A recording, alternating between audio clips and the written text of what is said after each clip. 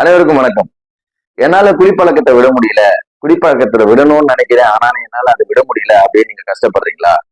குடிப்பழக்கத்தை விட முடியலன்னு சொல்றவங்களுக்கு எல்லாம் ஒரு சின்ன ஒரு கதை. ஒரு குடிப்பழக்கம் உள்ளவர் ஒரு முனிவர் கிட்ட போய் கேட்கிறாரு, சார் என்னால இந்த குடிப்பழக்கத்தை விடவே முடியல, என்ன பண்ணட்டும் அப்படின்னு சொல்லிட்டு. அதுக்கு அந்த முனிவர் சொல்றாரு, நீ நாளை காலையில 5:30 மணிக்கெல்லாம் இங்க வந்துருப்பா அப்படின்னு சொல்றாரு.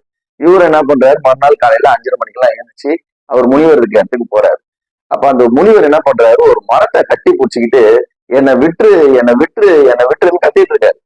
இந்த குடிப்பழக்கத்தை விடணும்னு போனவர் போய் அவர் முனிவர்கிட்ட கேட்கிறாரு, ஐயா நீங்க தான் அந்த மரத்தை பிடிச்சிட்டு இருக்கீங்க, அந்த மரம் உங்களை பிடிச்சிட்டு இல்ல, அப்ப நீங்க தான் ஏன் விடணும் அந்த மரத்தை அப்படின்னு சொல்றாரு. அப்ப அந்த முனிவர் சொல்றாரு, அதே மாதிரி தாங்க உங்களோட பிரச்சனையும், குடிப்பழக்கத்தை நீங்க தான் பிடிச்சிட்டு இருக்கீங்க, குடி உங்களை பிடிச்சிட்டு இல்ல. சோ இதுல இருந்து நம்ம தெரிஞ்சுக்க வேண்டியது என்னன்னா, குடிப்பழக்கத்தை நம்ம தான் பிடிச்சிட்டு இருக்கோம், நம்ம தான் அந்த குடிப்பழக்கத்துக்கு